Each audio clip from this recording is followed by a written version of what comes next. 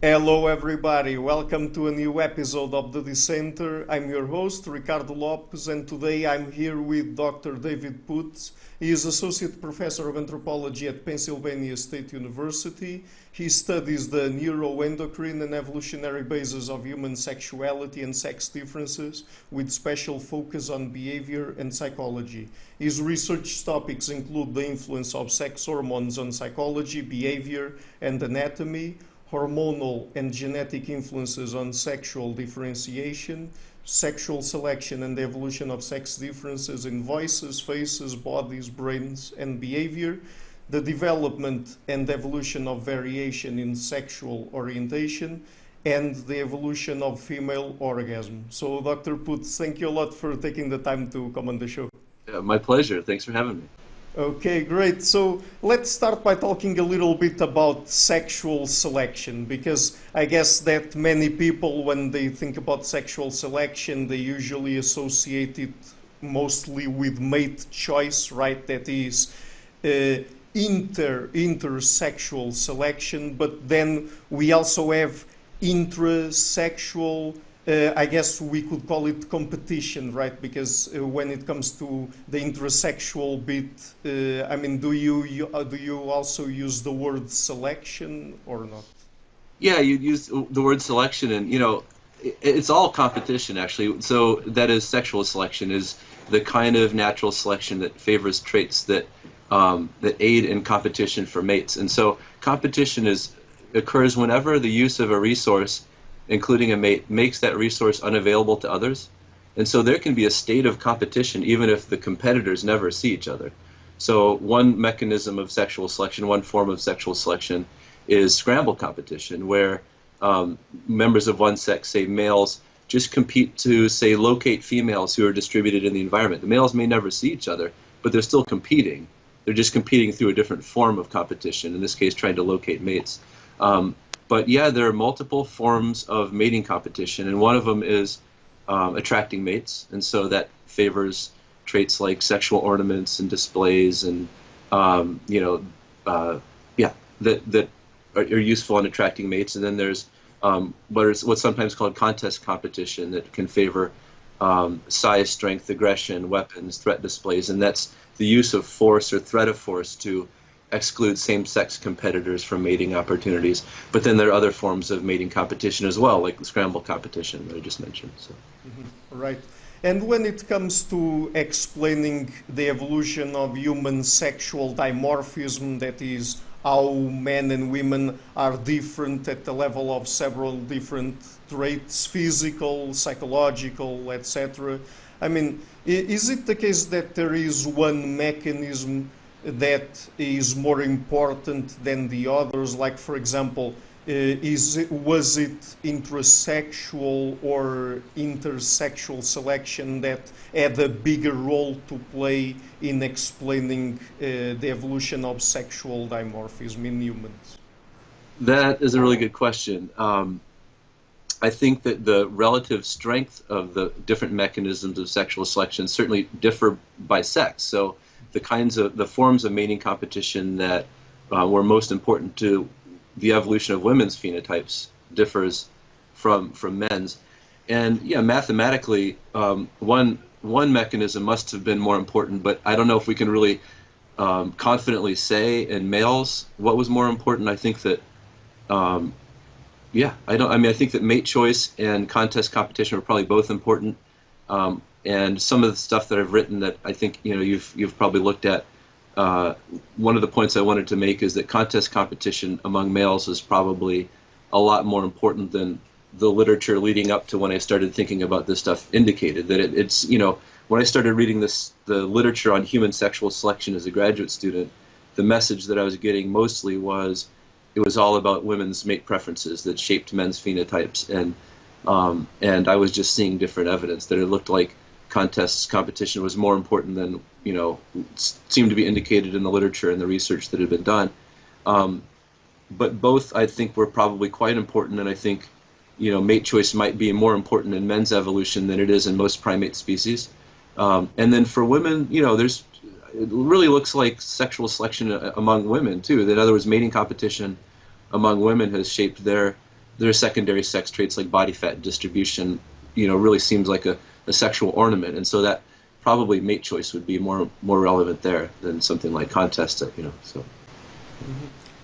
Could it depend on the trait, on the specific traits that we're talking about? Because maybe it was the case that some traits were more influenced by one type of selection or the other.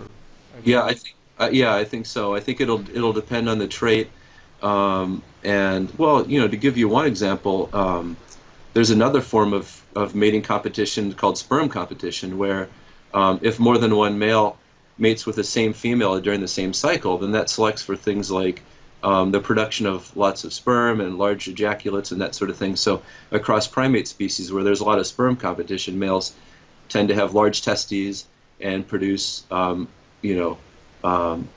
faster moving sperm, for example. And so there's a trait where really the only kind of sexual selection that could play a role is sperm competition. I mean, that the level of sperm competition can be limited by how successfully males are able to exclude their competitors, physically or by force or threat of force. But so yeah, it's going to depend, on the trait. But then you can sort of make some generalities and think about, well, across all male traits, what do they look well designed for? Do they look better? Do males seem to show an evolutionary history of design by female choice? Do they have lots of sort of extravagant ornaments that seem like they function in attracting females? Or do males' traits look more like they were designed by contest competition to either directly win in fights or to threaten their same-sex competitors? And so that's, when I started looking at those traits, I started with voice, actually, and I, wanted to test, okay, the hypothesis was a deep male voice should attract females, but maybe it also intimidates competitors, and it turns out that the effect, depending on how you measure it, the effect of the same change in voice pitch is many times more effective at making a guy seem scary to other males than it is at attracting females. And then you look at other traits, you see the same kind of thing. It's quite variable whether women prefer beards. Sort of on average, maybe it detracts, but a beard always makes a guy look older and more masculine, more dominant. So anyway, you look at differences, body size and musculature. Across species, females are usually bigger than males, right? I mean, across animal species, most animals are insects, but across animal species, females tend to be larger because, if you're bigger, you can produce more eggs, bigger eggs, just basically, fecundity selection. And males really only evolve large body size when they compete physically for mating opportunities. Then you get large male gorillas, male elephant seals, that sort of thing. And so, human males are, their fat-free mass is 40% bigger than females, and they have 60% more muscle mass. So, they look like a species where there's been some non-trivial contest competition over our evolution. Mm-hmm. So you've referred to voices and faces, and you've already alluded a little bit to the fact that attractiveness in humans is kind of multimodal, right? That is, people pay attention to several different kinds of traits. So apart from voices and faces, in your work, what are the kinds of physical traits that you paid most attention to, and what could you tell us about them?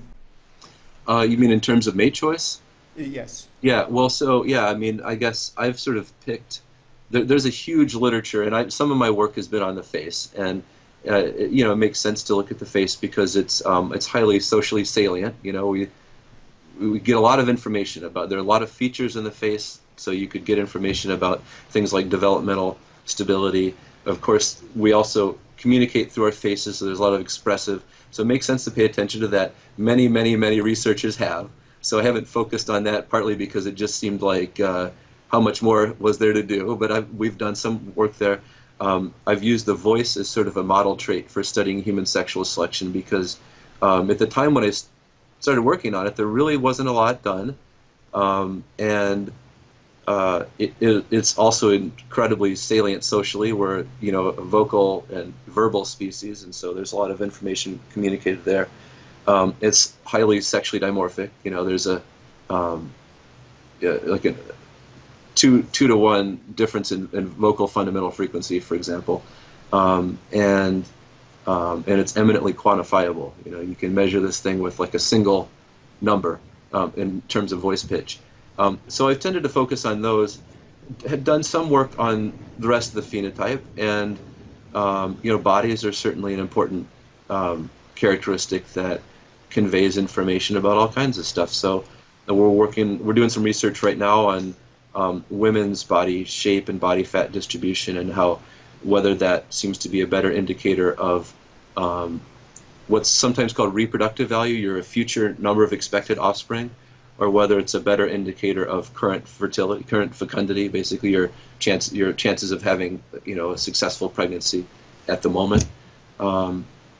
And you know, men's bodies also convey information. You know, the musculature maybe conveys important information, certainly to competitors, about you know, physical formidability, but then also to potential mates about a guy's ability to provide for protection or provide resources, or so yeah.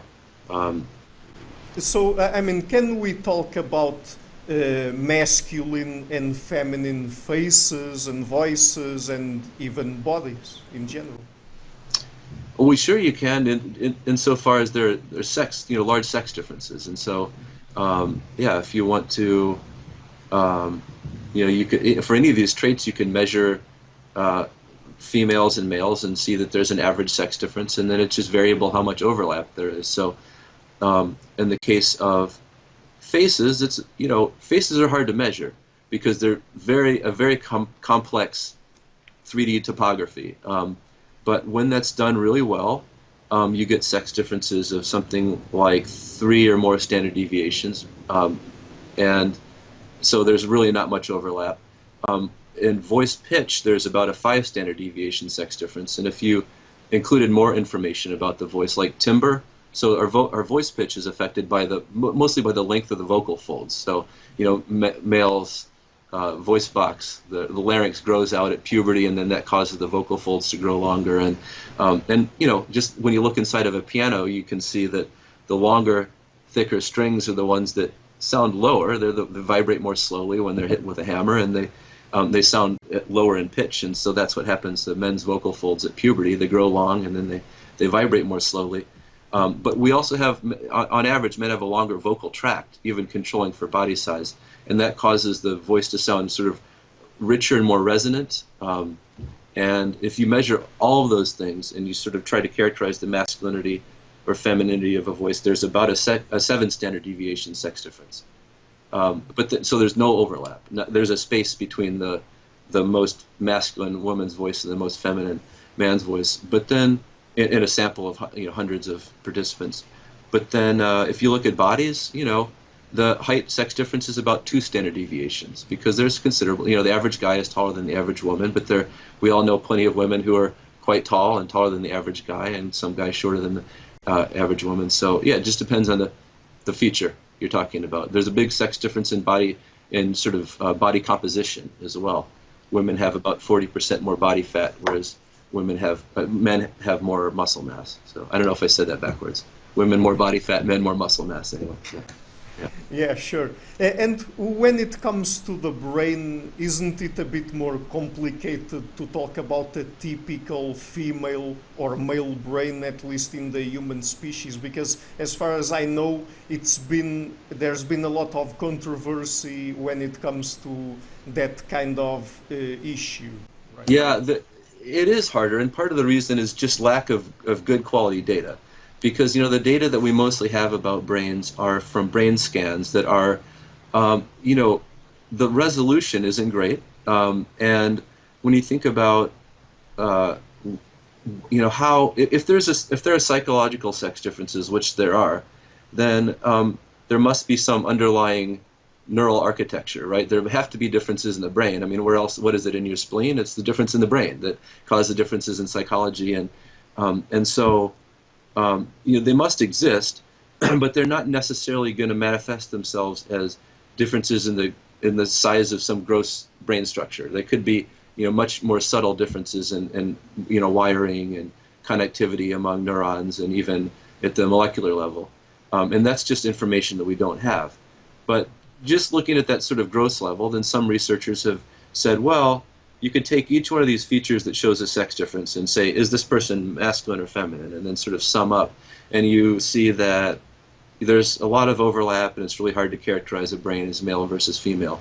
But more sophisticated statistical techniques show that you can, even with the sort of really weak information about brain morphology that we have, you can classify a brain according to sex with something like 70 or more % accuracy. So not great. I mean, it should be 50% by chance, right? So it's not a whole lot better than chance, but definitely better than chance accuracy. So yeah. So but we probably can say that there are at least recurring patterns. There are recurring patterns, and really a better measure of brain differences right now would be psychological differences, because we can measure that much more precisely than we can measure the brain in living people that you can't actually get inside and pull it apart and look at it under a microscope. And there's some psychological sex differences that are really large, like gender identity and sexual orientation. There's overlap. There are anatomical males who have a gender identity of female and vice versa, and of course there are people who are same-sex attracted as well.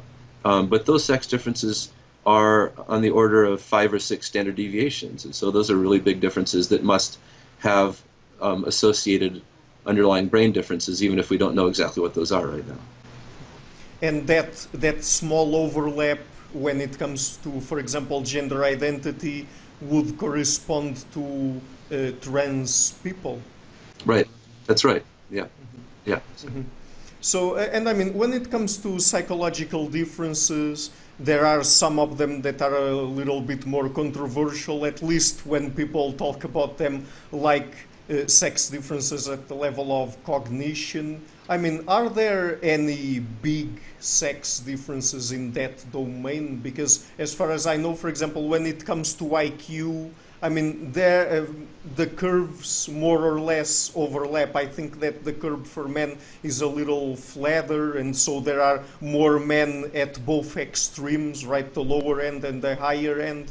But then people also talk about, for example, spatial cognition and verbal cognition. I mean, are there any, is it the case that any of those differences are really big or not? Yeah, that's a really good question. So first I'll address the IQ issue, and there's almost no sex difference in IQ as measured from a standardized test like the WAIS, Wechsler Adult Intelligence. What's the S stand for? I don't remember.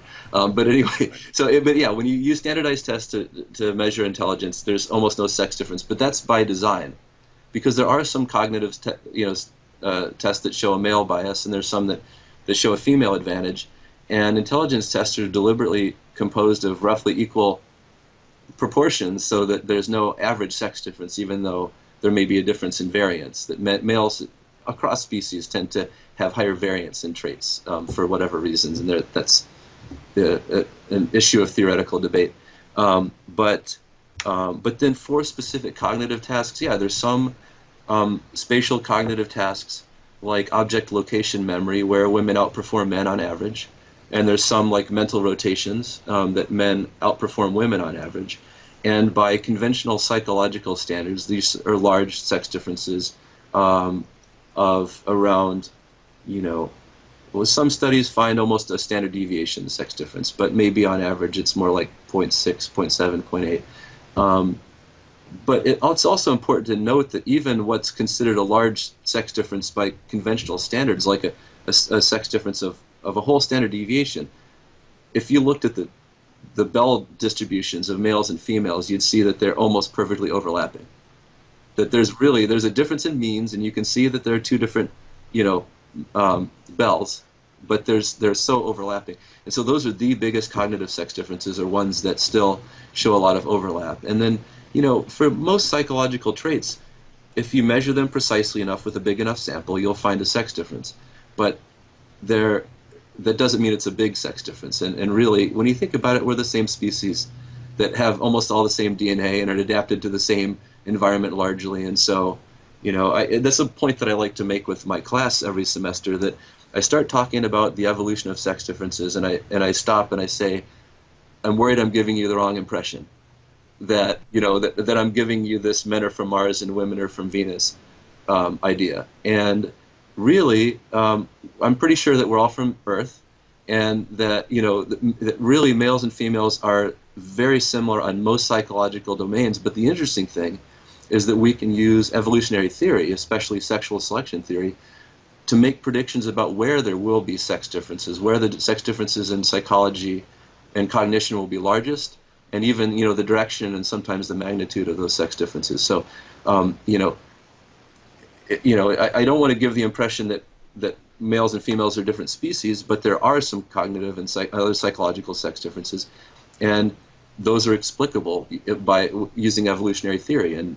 And if you look at those, it makes us look like another animal. We're animals, and we look like our closest relatives in many domains.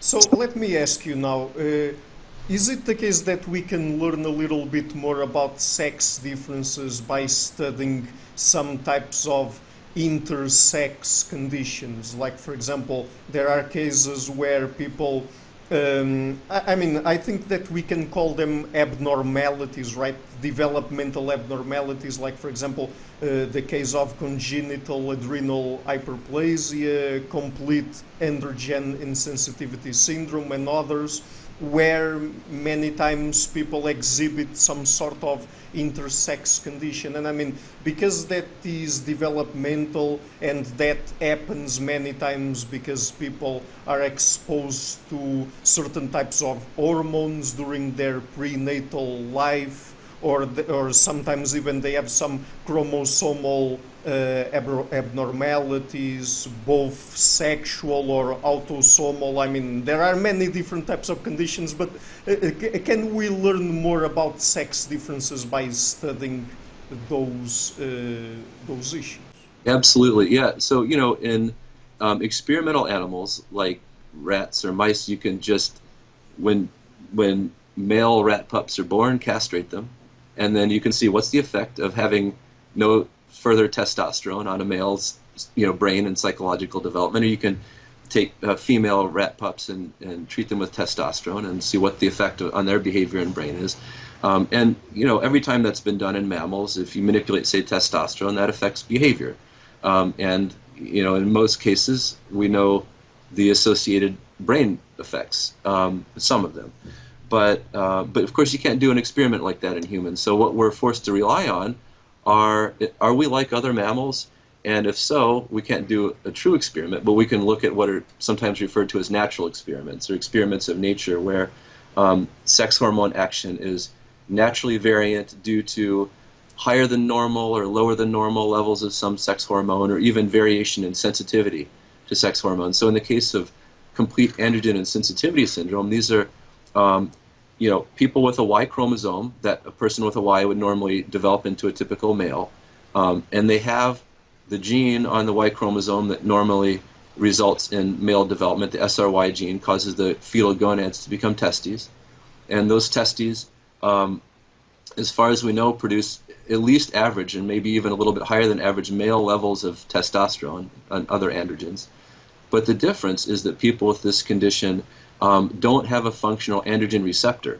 So the androgen, the testosterone and other androgens, travels throughout the body in the bloodstream. That's how the hormones get to their target tissues. But the message is never received. And so as a consequence, the external phenotype looks completely feminine, vagina instead of penis. And, so these are look like girls, raised as girls. And then we can look at what's the effect on the brain, later on and in childhood and in adulthood is psychology. This is a person born with testes with high testosterone levels, but no message of androgen, no testosterone message. And the answer is, and by the way, once they're conditioned, maybe they don't go through puberty, they don't start to menstruate, and so their mom, this is a girl's mom, takes her in to the doctor, and finally they do some tests. Oh, okay, you've got this condition, complete androgen insensitivity syndrome. So you're not going to be able to have kids. You don't have ovaries. we should probably do surgery to remove the testes because they could become cancerous. And but anyway, and then get on hormone replacement to have breast development, that sort of thing.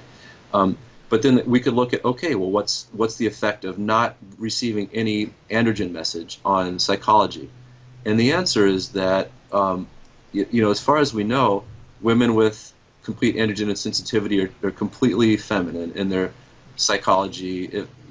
Some studies have found more feminine than their unaffected female relatives, perhaps because, women typically produce androgen from their ovaries and their adrenal glands, and they receive that message because they have functional androgen receptors. The only problem with this experiment of nature is that it's hard to attribute the effect on psychology to not getting a message, an androgen message in the brain, or how much of it is because they look and are raised as females, and so it could be a social effect. That if you look like a girl and you're raised as a girl, maybe that's why psychologically they're feminine. And so maybe a better experiment of nature is the other one you mentioned, congenital adrenal hyperplasia, where this is a condition where an enzyme is missing that normally produces cortisol, which is a hormone that's produced in the adrenal glands. They're glands that sit on top of the kidneys. And cortisol is important in a stress response. And there's a missing enzyme that causes all the precursor that would normally be converted into cortisol to be shunted down the androgen pathway. So basically you have girls that have an otherwise normal prenatal development, but their androgen levels, prenatally and then early postnatally, are elevated because their adrenal glands are producing high levels of androgen. And so then these are girls, look like girls, raised as girls, in some cases more intersex. It depends on the severity of the condition, whether they're more virilized or masculinized at birth. But typically raised as girls, and then you could say, what's the effect of elevated early androgens on psychology? And the answer is that, girls with congenital adrenal hyperplasia look masculinized, intermediate, and in most cases a little bit more like their unaffected male relatives than their unaffected female relatives in gender stereotypical behaviors like toy preferences and levels of physical aggression and that sort of thing. And also, gender typed behavior, gender identity, and sexual orientation also tend to be masculinized in those groups. So, and spatial cognition. They tend to be better at male biased spatial tasks and worse at female, as far as we know. So that's a pretty good experiment of nature, but there are others that we could talk about as well. But yeah, that's in humans, you have to rely on the sort of natural variation, because doing an experiment like you could do in a lab animal just wouldn't be ethical. You wouldn't want to do that. So. Yes, and then as you've alluded to, there are many different types of factors going around there, and so, for example, it's also very hard to completely exclude at least some socio-cultural factors, particularly when maybe talking about the case of complete androgen insensitivity syndrome, where the person looks like the sex that then she identifies with. Is that correct? Yeah, that's right. And because none of these is a true experiment, and they're not double blind, people are aware of the condition. It's impossible to perfectly disentangle the effect of socialization and the effect of androgens directly affecting brain development. So in the case of congenital adrenal hyperplasia, the parents know, the physicians know. The kids, I guess that's probably variable, the extent to which they know they have a condition, but that can affect their treatment by caregivers, and that, so it's not a perfect experiment. But I would say that there are many converging lines of evidence, and of course there's just parsimony. Why adopt a completely different explanation for the sexual differentiation of the brain and behavior in humans than occurs in every other vertebrate that we've studied? Yeah, anyway, and we could talk about other lines of evidence that support the idea that we are like a typical vertebrate in that regard, but anyway. Mm-hmm. Yes, and maybe let's get into that question. If you could give us some more lines of evidence, and if you think that those lines of evidence exclude the hypothesis that the major sex differences that we find between men and women can be pure socio-cultural constructs? Okay, I think probably the strongest evidence there are a handful of cases of males with normal prenatal male development in terms of hormone signaling anyway, being raised as girls for one reason or another. And the two reasons are there are a couple of cases of penile ablation where there was a circumcision accident that destroyed the penis. And this happened decades ago. And at the time, there was this idea of sort of gender equipotentiality, that it just matters how you're raised. And so if you raise a kid as a boy, it becomes a well-adjusted, boy and man. And if you raise a kid as a girl, then girl, that was the thinking. And so at the time when, a circumcision accident occurred, we can't really do a very good job of reconstructing a functioning penis, but we can do a better job making a vagina. So, how about you have a daughter? And that's happened a couple times. And then also there's some cases of a condition called cloacal exstrophy, which is an abdominal malformation, where again the decision was made to try to construct a vagina and raise the kid as a girl. And the best known of the penile ablation cases was the famous John Jones case of a boy then subsequently raised as a girl until he eventually rebelled against that in the sort of 13, 14 years old, and said, I'm not a girl. And then the parents said, okay, in consultation with a psychiatrist and an endocrinologist, then they let the kid know, and he transitioned back to being a male, and David Reimer. But very few of these cases indicate the natal boy being satisfied as a female. And there are 7 cases where researchers followed up in adulthood and ascertained sexual orientation. And in all 7 of those cases, attraction was to females despite being raised as female. And then in 6 of the 7, gender identity was male, despite being raised as a female. So I think there's pretty strong evidence, because if you take a boy and you remove his penis and testes and you raise him as a girl, and even start giving him female hormones at the time of puberty, and that doesn't create a well-adjusted female, then that sort of makes you question the strength of gender socialization on being able to produce a female gender identity. Right. But so I think that's some of the strongest evidence that we have. But again, it's still not, people know, parents know, physicians know, so it's not a perfect experiment. Anyway, sorry, go ahead. Yeah, no problem. I was just going to say that right at the beginning, one of the biggest sex differences that you mentioned had to do with sexual orientation. That is, almost 100% of females or women are attracted to males or men, and vice versa. So, but do we already know enough about the biological foundations of sexual orientation or not? So first, I want to say that I wouldn't say that it's almost 100%, but so something like 3 or 4% of men are exclusively or primarily attracted to other men, and something like 1 or 2% of women are exclusively or primarily attracted to other women. But then, of course, there's gradation from completely heterosexual to completely homosexual in your orientation, and so it may be more like, well, I guess we can quibble about what almost 100% means, but I don't want to make it seem like that it's Yeah, I understand what you're saying. Yeah, but then in answer to your question, do we know the underlying biology? We don't. I think we have a little bit better grip on it for women, insofar as there seems to be pretty good evidence now from a bunch of different lines of a bunch of different sources that people who are raised as girls will be more attracted to women in adulthood if they have a stronger androgen signaling message during development, whether it's because they have congenital adrenal hyperplasia, or in the case of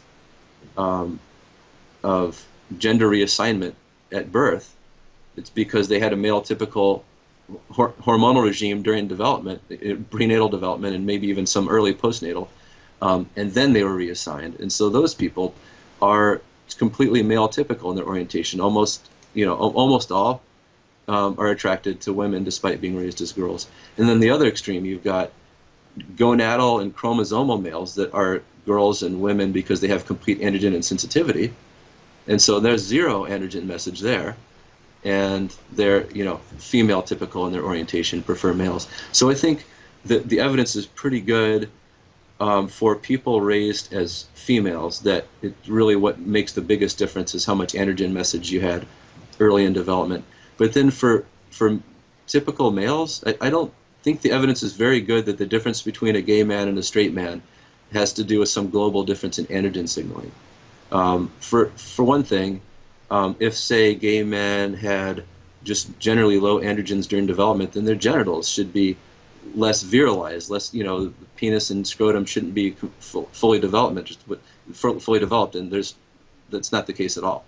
So, there's other evidence that say there's, about the fraternal birth order effect, that the more older brothers a guy has, the more likely he is to be gay, and there could be something going on there with moms being increasingly immunized against antigens, basically proteins produced by male fetuses that the mom doesn't produce herself, and that her body builds up an increasingly large immune reaction to these male antigens when she gives birth to more and more more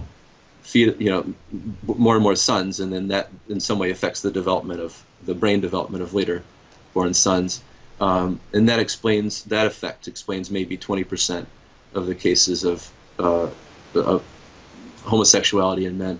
But yeah, I think we don't understand the development nearly as well in males as we do in females, and there's still a ton to be done. So, I think we're just kind of chipping away at variance. But yeah, we don't have a solid answer yet.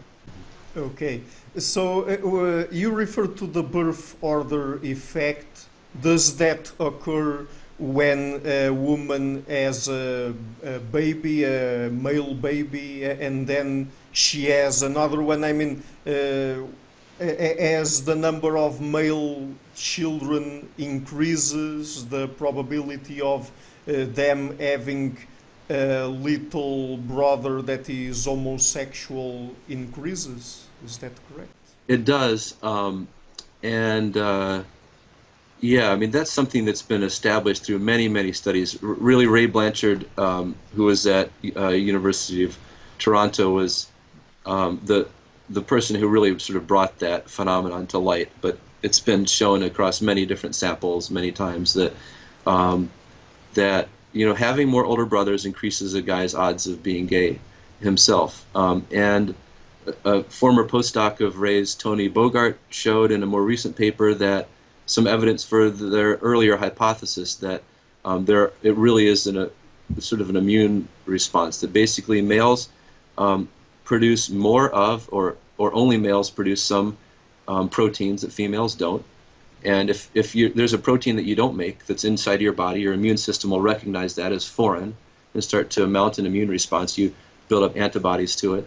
And at childbirth is a place where moms could get exposed to these male-specific proteins, these male-specific antigens, because there's a lot of bleeding, the tearing on the mom, and there's a mixing of blood, and there's a chance for exposure. And so that's the idea, that moms get exposed to male-specific antigens during childbirth. Their body builds up an immune response. The way that your body can kind of remember exposure is by having antibodies still, hanging around, which is very functional from an immune perspective. If you're exposed to some protein, your body produces these antibodies so that it's ready to mount an immune response if you're exposed to the thing again. And so then, the more sons, the bigger the immune response, and in some way that could affect brain development. And those researchers have done quite a bit of work to sort of try to pin down, where in the brain these effects might be and what specific antigens, we might be talking about. It's a beautiful hypothesis with some pretty decent supporting evidence. But again, it explains maybe 20% of the cases of homosexuality in males. And I think, if I remember right, having one older brother increases guys' odds of homosexuality by about a third of the base rate, which is about 3%. So you go from 3% to 4% if you have one older brother, and from 4 to 5% chance if you have two older brothers, and so on. So you'd have to have like, whatever, 48 older brothers to have a more than 50% chance of, and that's never happened before, but have more than a 50% chance of being gay. Mm-hmm. And is there already any good evolutionary account of that phenomenon? I mean, have people been proposing any hypotheses as to why that happens? There are I think probably I can answer this in a few ways. I would guess that the maternal immune response is probably not creating a same-sex attracted son is not the function. The function is recognizing foreign proteins of any kind and being able to mount an immune response to them. But there has been some theorizing about, especially, so we know that sexual orientation is heritable. In other words, a substantial proportion of the variation among people and who they're attracted to is caused by genetic differences. And that number seems to get smaller over time as more precise studies are conducted. Now it seems like maybe about 30% of the variation in sexual orientation is due to genetic differences. That doesn't mean any of it has to do with socialization, and I think there's almost no evidence that plays much of a role. The rest is environment, but it can be prenatal environment, like say hormonal signaling, for example. But it poses an interesting evolutionary question of if sexual orientation is partly heritable, that is, there are some genetic variants that increase somebody's probability of being attracted to members of their own sex. How do those genetic variants, how do those alleles persist in populations? They should decrease reproductive success. They should, sort of hinder their own passage into the next generation. And so there's been some theorizing about how that works. And one possibility is these genes could make some people same-sex attracted, but in other people they could increase their reproduction in some ways. So in other words, a gene can have different effects in different bodies. That's one idea, and there's some evidence for that. Another one is that that male homosexuality can create a phenotype that makes a male something like a helper at the nest, which is what you see in some species where a reproductively mature individual, this happens in some birds like Florida scrub jays and white-fronted bee eaters in sub-Saharan Africa, that a reproductively mature individual, instead of finding a mate, stays home and helps care for nestling, for siblings. And so that Paul Vasey and Doug Vanderlaan have done some testing in Samoa to see if androphilic, male-attracted males are more sort of solicitous of their nieces and nephews, and they found some support for that. So I don't think it really, to me, a more functional trait would be, asexuality or something. If the function is helping at the nest, why have an orientation at all? Why be attracted to somebody? But anyway, it could help explain the persistence of alleles that would otherwise seemingly decrease one's reproduction. If you can sort of help those genes get passed on by not reproducing yourself, but by helping your relatives to reproduce, who also have those same alleles. Anyway, there's been plenty of work on that. I don't think anything that, there's certainly no nail in the coffin, evidence. It's sort of quite up. Mm-hmm. Yes, and I think that another mystery that we have yet to solve has to do with the female orgasm, right? Because there are also several different hypotheses on the table. I guess that one of them has to do with maybe the female orgasm allowing for the sperm to be retained better. Mm-hmm. I mean, if the female just had sex with a male that she is very attracted to. And I guess that another hypothesis would be that female orgasm would be an indicator of the quality of the performance of that particular male. And I guess that there are also other hypotheses, right? Yeah, so I mean, it's sort of we know that orgasm in women is not necessary for reproduction. And so, then that's been sort of for several decades now. It's been changes, but it's been hotly debated from time to time. There'll be a new wave of studies, and but one hypothesis is that women's orgasm is sort of like men's nipples, that it's a non-functional byproduct of a trait in the opposite sex. So nipples are functional in female mammals to feed offspring, and in some mammal species males develop nipples too, just because they share some development. And so the idea is that an orgasm in women might be a trait like that, where orgasm is functional in men but not in women, and women have it just because they share development. That's one hypothesis, but then there's other hypotheses having to do with orgasm increasing the probability of conception, even if it's not necessary for conception. And one piece of evidence that I find pretty compelling is there have been a couple of studies that have treated female participants with a hormone called oxytocin, which is a hormone that's released during sexual arousal, but especially at orgasm. And when women were treated with oxytocin, so what happens normally, and they were also, these are,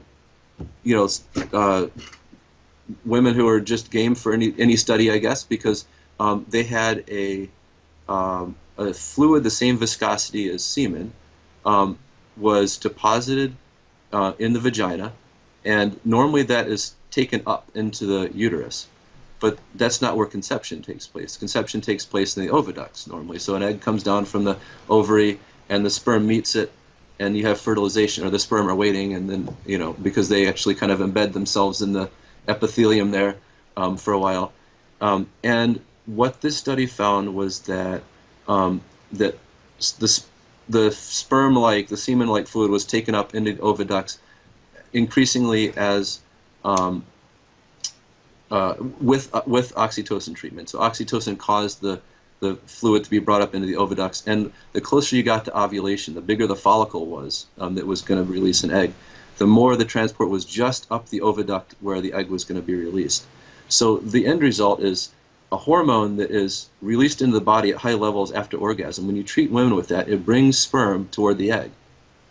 And to me, you could say, well, that was a study, and that was, the dosage was supraphysiological, higher than normal, but it's still hard to explain why hormone released at orgasm causes sperm to be transported toward an egg if that's not its function in nature, and so that was a couple of studies have shown that, and in fact, one of them showed that the more ipsilateral transport there was, the more that the female reproductive tract transported the sperm-like fluid just up the oviduct where the egg was coming down, the higher the probability of pregnancy later in that woman. So in other words, her body seemed to be better at transporting sperm to the right place. That was, that's pretty strong evidence. But then there's another question of with whom? That if you're going to promote conception, it doesn't mean you should promote conception with everybody. And so then there's the hypothesis that orgasm sort of functions as a mate choice mechanism, and that and this happens in a lot of species, that females may choose mates in a variety of different ways. I mean, they can solicit copulations, they can be more receptive to certain males, and they can continue to choose mates during copulation. In some species, if a female is copulating and the male is lower quality, she leaves without, where he's transferred fewer sperm, for example. So, orgasm could also function as a mate choice mechanism. And there's some evidence that women are more likely to have orgasms with males who are higher in quality, either as long-term mates or potentially as in terms of their genetic quality, which makes sense. If you're a sexual species and half of all of your offspring's DNA comes from somebody else, it makes sense to be judicious about where those other genes are coming from. Right. And what about the multiple orgasm bit? Because, I mean, women are able to experience multiple orgasms, but men not so much, Right. at least without pausing for a little bit. So, I mean, what about that? Well, yeah, so, what about it is a great question. I mean, we don't know the function of any aspect of female orgasm right now. You could speculate that a multiple orgasm could do something like create more efficient sperm transport, or there's also the psychological aspect of orgasm, right? It feels really good, and it's hard to imagine that something that is so emotionally salient as orgasm is non-functional. You'd think that it's going to affect subsequent behavior, if not just with the same mate, whether you're interested in that person and to have sex again or for a long-term relationship. But another interesting thing about the fact that women have their orgasms last longer and they're more often multiple is that it sort of goes against the grain of the hypothesis that it's just a byproduct of orgasm in men, because typically non-functional traits, including byproducts, are reduced evolutionarily, either because they're costly. Traits typically have some cost that's compensated by some benefit. So if there's no benefit, then the costs cause them to be reduced in manifestation. Or just because any mutation that disrupts the expression of the trait isn't selected out, because it doesn't matter. And so I can give you an example of cave-dwelling species. Like there are many species of fish that have no eyes. If they're deep sea dwelling or they're cave living, then they're close relatives. They live in the light, have eyes, but these species that are, say, cave dwelling have lost their eyes because either eyes are costly to produce and there's no benefit if there's no light, or any mutation that arises that disrupts the development of an eye. Selection doesn't care, so that mutation is free to spread. And in the same way, you'd say, well, if women's orgasm is non-functional, then selection should make it vestigial. And it's less frequent, like women are less likely to have an orgasm from sex, but that could be functional if the function is mate choice, but the manifestation itself seems to be bigger, if anything, and that's hard to explain if it's a byproduct. Mm-hmm. Okay, so just one last question, Dr. Putz. Sure. What are the kinds of topics that you are working on the most at the moment? Well, that's tough. I appreciate the question. So the research in my lab sort of is forks in two different directions that often interlap and intertwine.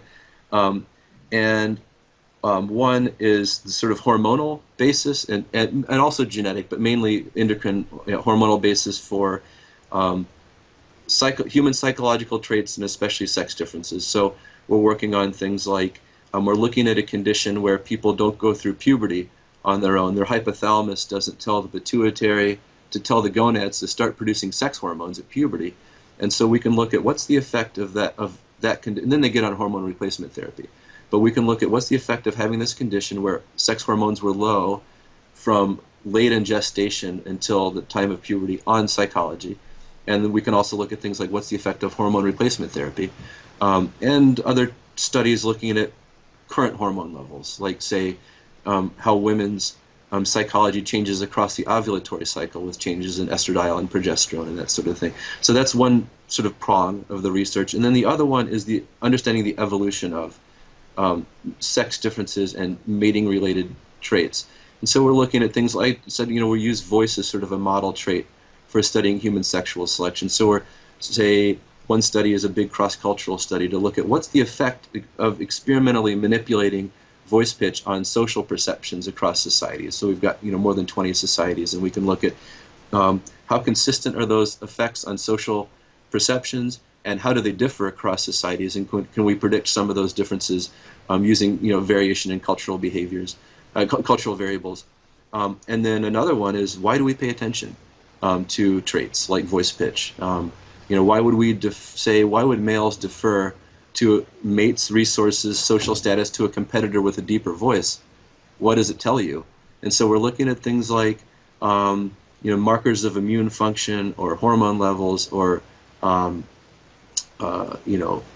anthropometric traits like strength to see if voice pitch actually tells a person something useful about a potential mate or a competitor that that explains why we pay attention to that trait. So anyway, but there are probably 30 different studies that we're working on, but that hopefully gives you a little flavor of the types of research anyway. So. Okay, great. Yeah. And where people can find your work on the internet or elsewhere? Yeah, whenever I want to know about somebody's research, I go to Google Scholar and I sort by date because I want to see what's the most recent stuff they've done. You can also cite by what is sort by what's cited the most. But also my lab website. Okay, it's called the Behavioral Endocrinology and Evolution Lab, and it's Puts Lab, P-U-T-S Lab, one word, .la.psu.edu,